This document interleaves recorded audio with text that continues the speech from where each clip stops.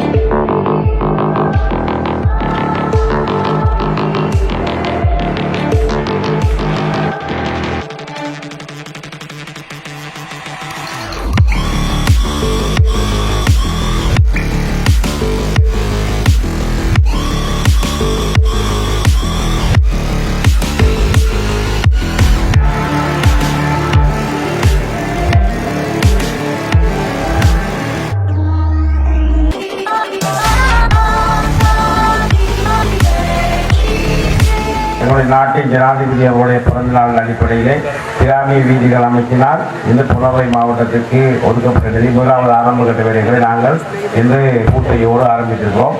பல நிகழ்வுகளை கலந்து கொண்டோம்.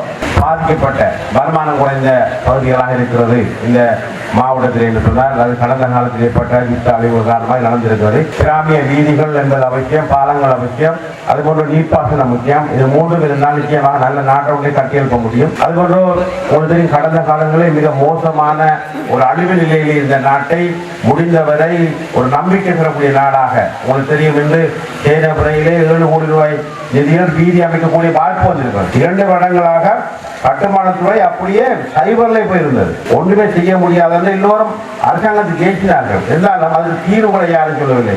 ஏதோ ஒரு நம்பிக்கை கீட்டு பிறந்திருக்கிறது, கட்டுமானத்துறை ஆரம்பித்திருக்கிறது, நிவாரணங்கள் வழங்கப்படுகிறது, நாட்டுடைய உற்பத்தி துறை மெல்ல மெல்ல அதிகரிக்கிறது.